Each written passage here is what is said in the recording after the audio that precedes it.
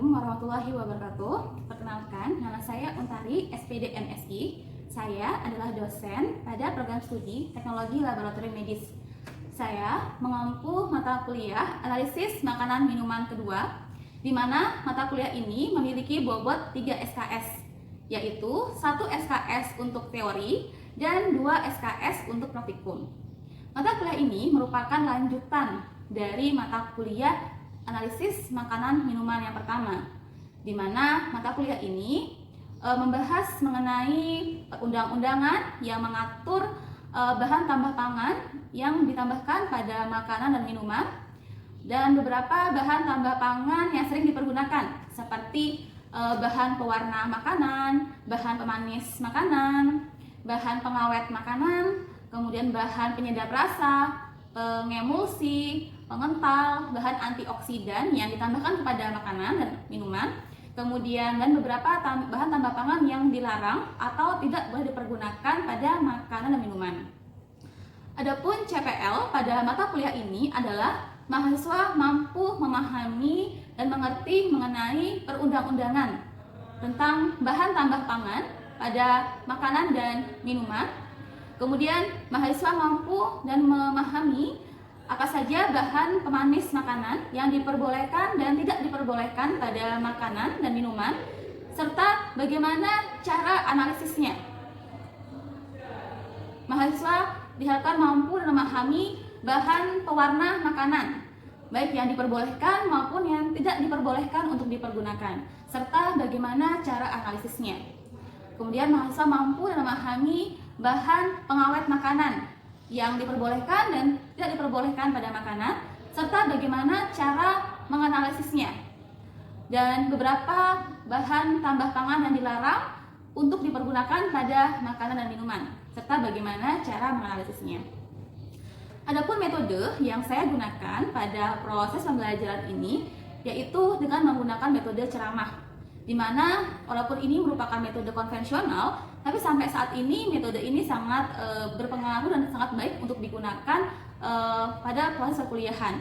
Mahasiswa mampu memahami dan mengerti mengenai teori yang saya sampaikan. Namun untuk meningkatkan pemahaman mahasiswa, saya mengkombinasi dengan beberapa metode-metode lain, seperti menggunakan metode diskusi. Dengan metode diskusi ini, mahasiswa lebih diharapkan memiliki tingkat pemahaman yang jauh lebih tinggi, di mana mahasiswa dituntut untuk mampu untuk berpendapat dan menyampaikan sanggahannya ketika berdiskusi. Mental mahasiswa, kemudian daya kemampuannya itu di sini lebih ditingkatkan. Ketika berdiskusi, mahasiswa mampu untuk menyampaikan saran pendapatnya tentang materi yang didiskusikan. Misalnya, kami sedang membahas mengenai bahan pengawet makanan. Mahasiswa memberikan pendapatnya bagaimana penggunaan di masyarakat sekitarnya, bagaimana gampangnya kita menemukan banyak produsen yang menggunakan bahan pengawet yang tidak diperkenankan untuk makanan, sehingga dengan metode diskusi ini saya terapkan, harapannya mahasiswa lebih dapat open minded, kemudian lebih grow mindset tentang materi ini, ya, materi yang ada pada mata kuliah analisis makanan minuman. Metode ketiga yang saya gunakan yaitu dengan metode teknologi visual. Pada era digitalisasi ini, kita sudah sangat dekat dengan teknologi, maka mau tidak mau kita harus mampu melek terhadap teknologi. Tidak hanya mahasiswa, tetapi kita juga sebagai dosen harus mampu untuk memanfaatkan teknologi dalam proses pembelajaran.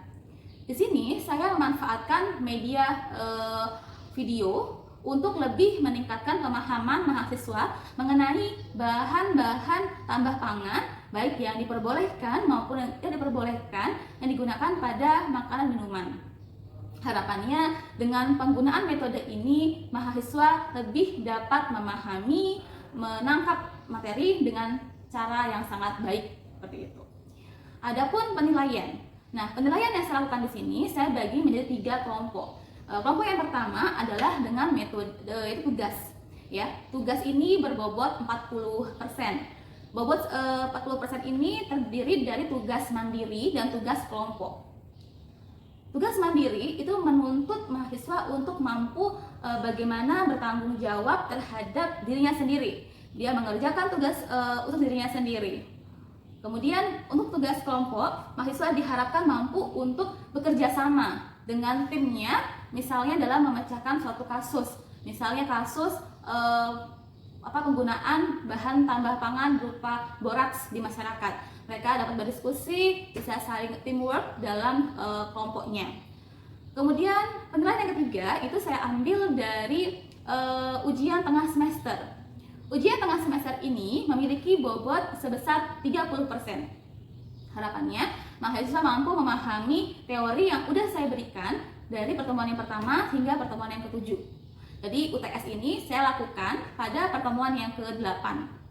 Kemudian penilaian yang ketiga yaitu penilaian dari ujian akhir semester. Penilaian ujian akhir semester ini memiliki bobot yang sama seperti UTS, yaitu 30%.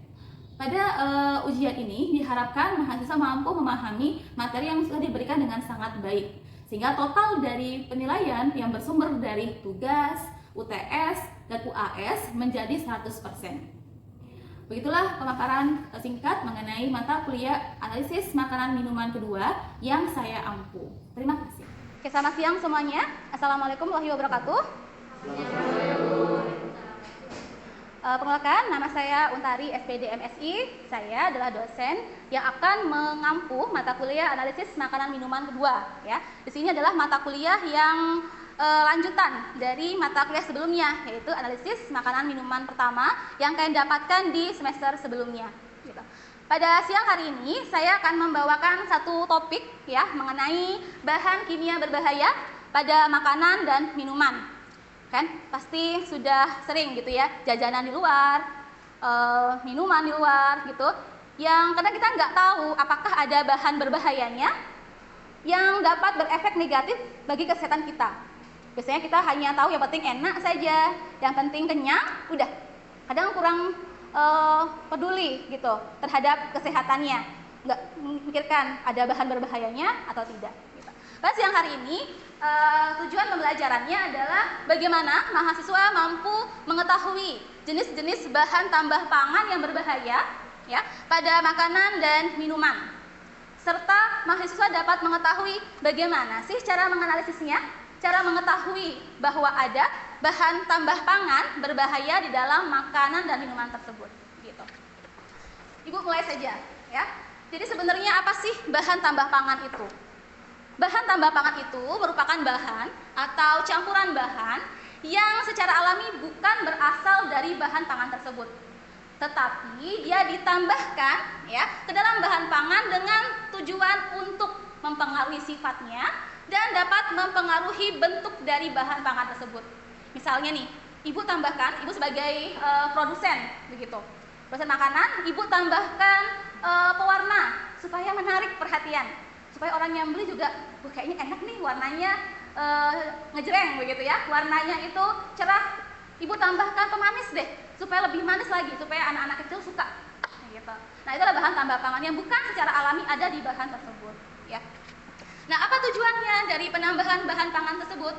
Tujuan dari penambahan BTP ya adalah untuk memperbaiki karakternya, ya, agar kualitasnya lebih meningkat, agar menarik konsumen yang mengkonsumsinya, ya, untuk membeli produk yang kita pasarkan tersebut.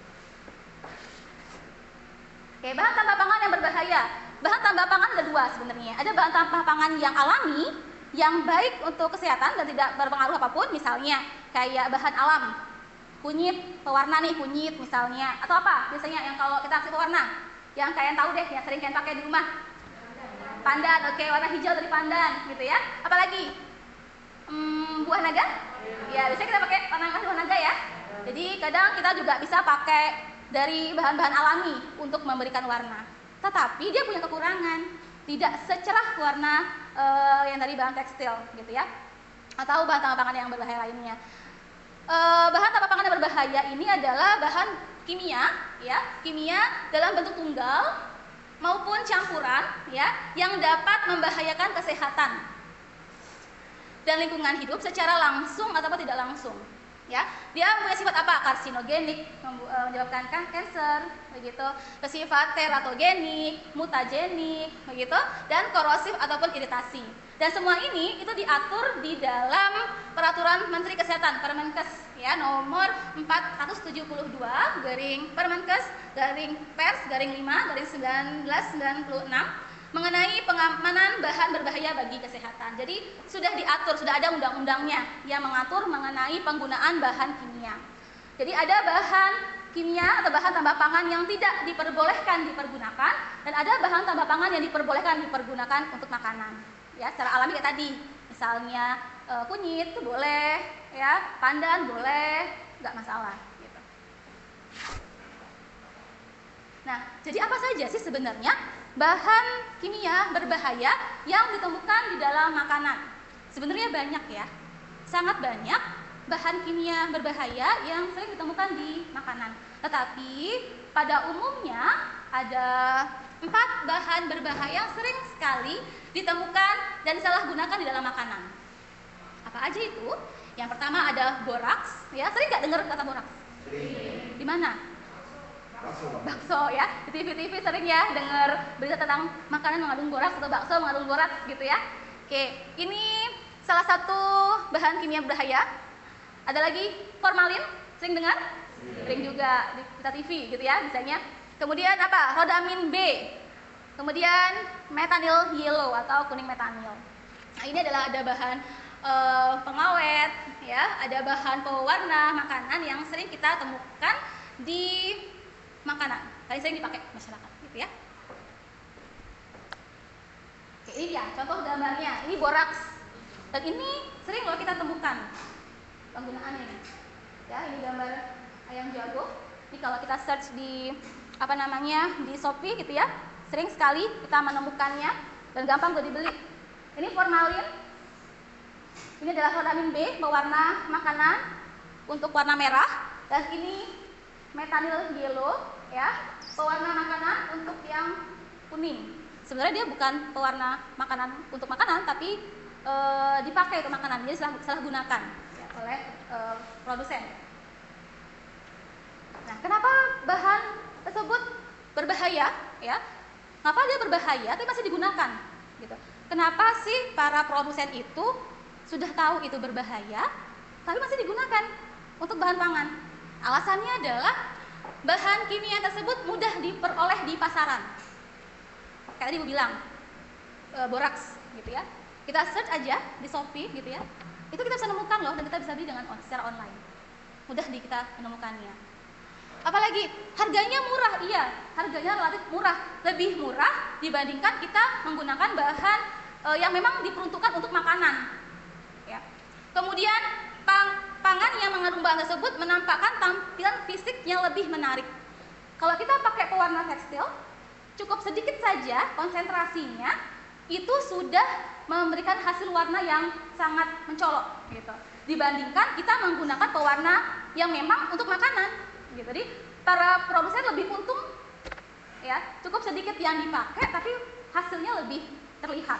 Makanya mereka tetap menggunakan bahan berbahaya ini. Yang keempat apa? Tidak menimbulkan efek negatif seketika. Yang kelima, informasi bahan berbahaya tersebut relatif terbatas.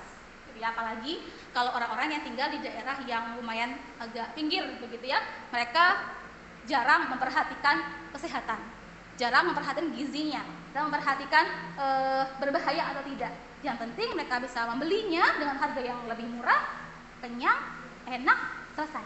Gitu. Mereka nggak perhatikan bahayanya. Jadi kita butuh lakukan sosialisasi mengenai bahan berbahaya ini ke masyarakat.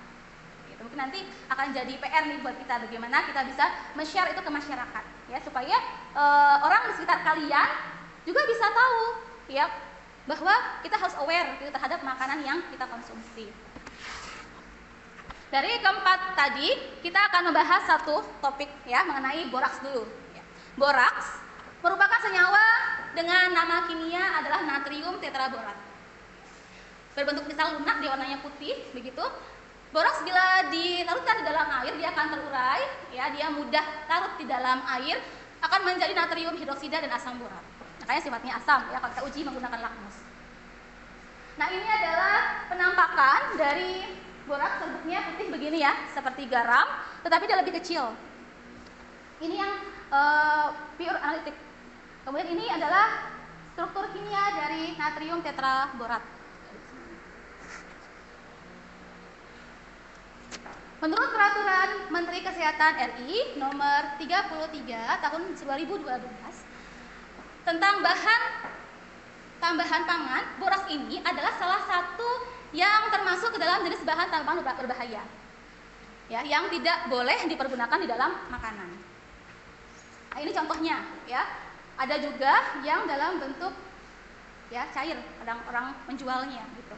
Jadi ada juga dalam bentuk bubuk begitu.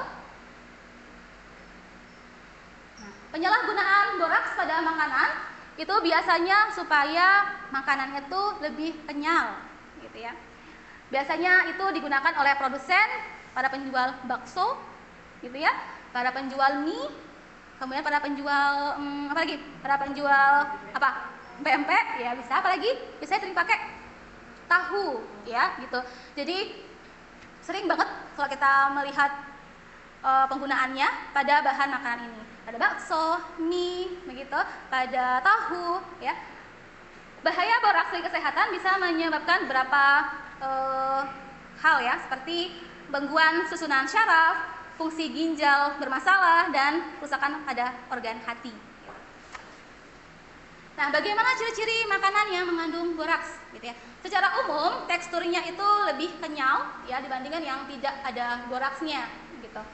Kemudian tidak mudah hancur. Kadang kalau tahu gitu ya kan gampang tuh hancurnya.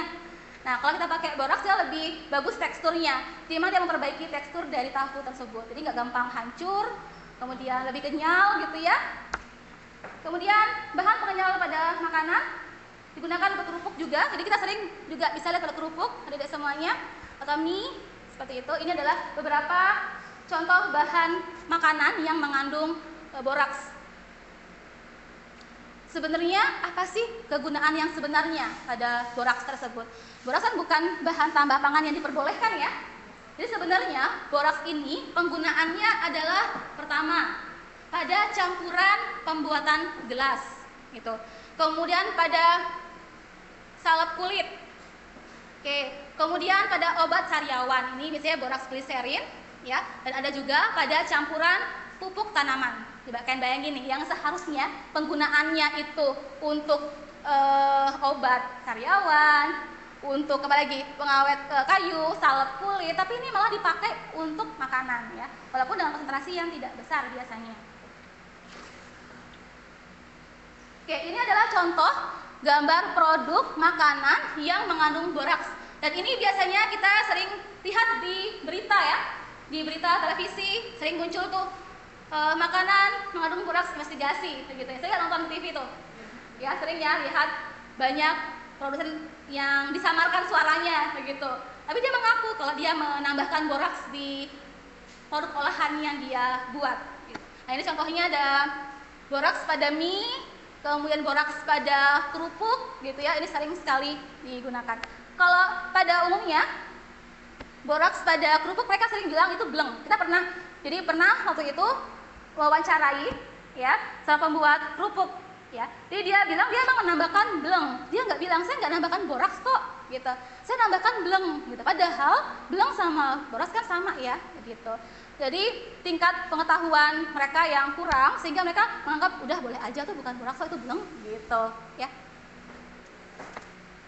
Nah, ini juga salah satu berita mengenai penggunaan boraks, ya. Waspada kerupuk mengandung boraks. Segini banyaknya, ya, yang harus harus dimusnahkan nih jadinya.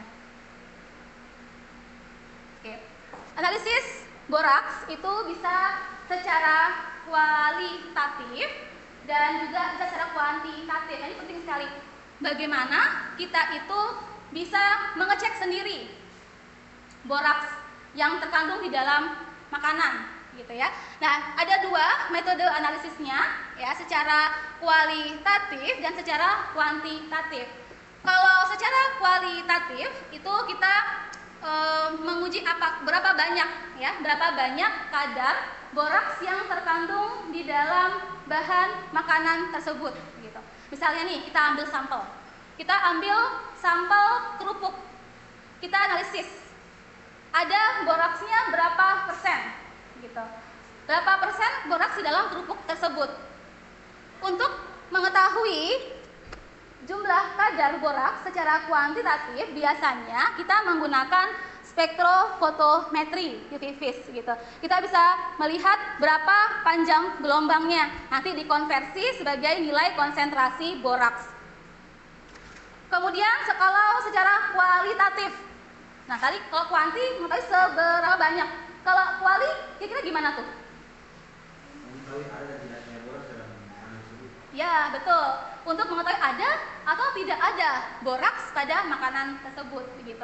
Jadi misalnya kita punya sampel ya, kita punya sampel kerupuk atau punya sampel bakso nih. Kita uji, ada nggak? Ya ada atau tidak boraksnya di dalam sampel tersebut. Kita hanya mengetahui ada, tidak, sudah. Tidak bisa mengetahui seberapa banyak, itu uji kuali. Nah untuk uji kualitatif itu kita bisa dengan dua metode. Metode yang pertama adalah metode uji nyala. Ini ya, metode uji nyala. Ini cara kita bakar adik semuanya. Ya, kita bakar dengan penambahan H2SO4 ke dalam sampelnya kita itu. Jadi caranya sangat mudah adik semuanya. Kita punya sampel, ya, sampel boleh kerupuk atau kita pakai sampel bakso gitu, kita taruh di cawan. Gitu ya. Taruh di cawan, kemudian kita tambahkan H2SO4 begitu. Baru kemudian kita bakar ya. Kita bakar tidak nyala. Kita perhatikan nyala apinya. Ya, kita memperhatikan nyala api yang terbentuk. Kalau ada warna hijau, ya, ada warna hijau muda biasanya, oh berarti dia positif mengandung boraks begitu. Ya, kalau kita bakar kemudian ada nyala warna hijau, oh berarti ini ada boraksnya. Sederhana sekali. Kemudian yang lebih sederhana lagi kita bisa dengan menggunakan uji turmerik ya semuanya. Nah, uji kadar turmerik ini kita menggunakan kunyit ya atau kurkumin yang kita tambahkan ya ke dalam sampelnya kita. Kalau sampelnya bakso kita haluskan dulu ya. Baksonya dihaluskan dulu.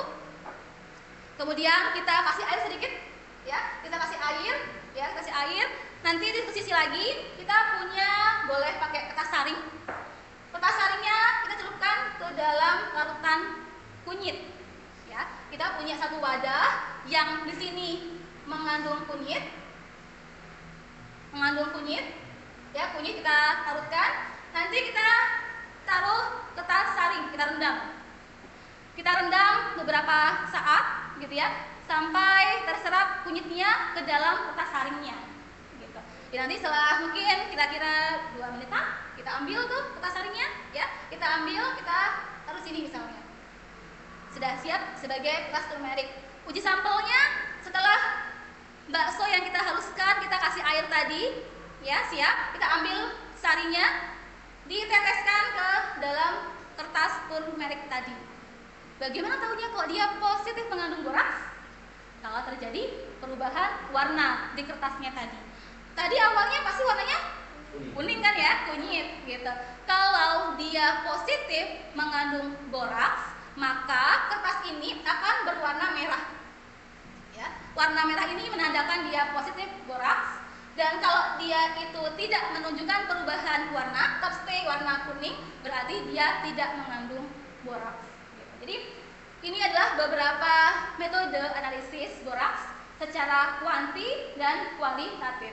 Kalau tadi yang kuali dengan uji kertas turmerik dan dengan nyala, ya nyala ini dia hanya tahu ada boraksnya, oh tidak ada boraksnya, selesai. Tapi kalau kita uji pakai spektrofotometri yang ini, itu kita bisa mengetahui seberapa besar kadar boraks yang terkandung di dalam bahan makanan tersebut, begitu. Yang kita ketahui bahwa kita punya perundang-undangan ya yang mengatur seberapa besar ya toleransi penggunaan bahan tambah pangan yang berbahaya. Itu materi kita pada sore hari ini mengenai bahan tambah pangan berbahaya pada makanan dan minuman, khususnya yaitu penggunaan boraks. Oke, mungkin dari semua yang telah Ibu jelaskan, adik-adik ada yang mau bertanya mungkin? Oke, silakan Julius. Ya, baik Ibu, di sini kita kan berbicara tentang bahan tambah pangan berbahaya jenis boraks. Jadi di sini pertanyaan saya, adakah metode sederhana yang dapat kita lakukan untuk mengetahui apakah makanan tersebut atau bakso mengandung boraks atau tidak? Terima kasih. Oke, terima kasih untuk Julius pertanyaannya ya. Pertanyaannya Julius ini sangat sering kita jumpai di sehari-harinya kita. Coba kalian perhatikan, anak SD gitu ya, kalau habis istirahat jajanan segera pergi ke ke penjual somai begitu, nggak mikirin tuh ada nggak boraksnya ya kan. Nah, ada metode sederhana sebenarnya. Tadi ini adalah pengaplikasian dari uji dengan kertas turmerik, cuma kan agak ribet ya, kita ke sekolah bawa gelas, bawa kertas saring kemana-mana untuk nguji ada nggak boraksnya kan gitu ya. Nah, cara yang paling mudah itu kita menggunakan tusuk gigi dan kunyit buah gitu. Jadi kita kasih letakkan di kunyit buahnya, tusuk giginya sampai dia berwarna ya terserap gitu. Kunyitnya di tusuk giginya, baru kita letakkan di sampel yang mau kita uji. Jadi cukup kita bawa tusuk gigi sama kunyit saja, kita bisa uji di mana-mana. Kantongin tuh tusuk gigi sama kunyitnya. Jadi kita punya bakso juga misalnya, tinggal kita tusukkan ke sampelnya kita. Tusuk giginya sudah diletakkan ke kunyit, kita taruh di sampelnya kita. Sampelnya bakso atau somai atau tahu, lebih praktis gitu ya. Jadi dimanapun kita bisa menguji apakah makanan tersebut ada atau tidak ada boraksnya, seperti itu. Gitu ya, Julius? Oke, mungkin ada lagi yang mau bertanya selain Julius? Oke, boleh ke Maria. Baik Ibu, di sini saya mau menanyakan tentang efek samping dari boraks ini. Apakah boraks itu dia langsung terasa di dalam tubuh atau bagaimana? Oke, baik. Terima kasih untuk Maria atas pertanyaannya. Boraks ini merupakan bahan kimia yang berbahaya untuk tubuh ketika kita sering konsumsi. Tapi mungkin tidak secara langsung kalau konsentrasinya itu rendah.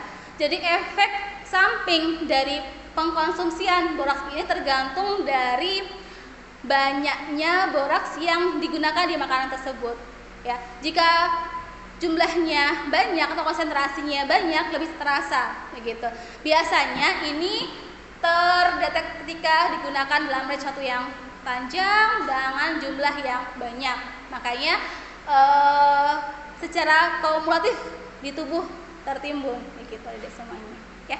Jadi tidak langsung begitu, tapi biasanya long term gitu ya, waktunya agak panjang untuk efek ke tubuh kita. Mungkin itu aja. Ada semuanya, ada lagi yang bertanya? Oke. Kalau tidak ada yang bertanya kembali, Ibu akhiri perkuliahan hari ini. Kita simpulkan sedikit ada semuanya. Jadi ada beberapa bahan kimia berbahaya yang sering ditemukan di makanan. Ada boraks, ada formalin, ada metalin yellow, ada rodamin B, begitu ya. Dan ini merupakan bahan tambah pangan yang tidak untuk makanan. Salah satunya adalah boraks sering ditemukan ya. Boraks sering ditemukan di bakso, di kerupuk, di tahu, di mie. Dan kita bisa menganalisisnya dengan sederhana. Bisa dengan menggunakan kertas turmerik, ya. Kita bisa bawa kemana-mana juga, kunyit, ya. Dan tusuk gigi. Itu uji yang sederhana secara kualitatifnya. Dan untuk kuantitatifnya kita bisa menggunakan instrumen spektrofotometri UV seperti itu. Itu adalah materi pada sore hari ini. Terima kasih. Assalamualaikum warahmatullahi wabarakatuh.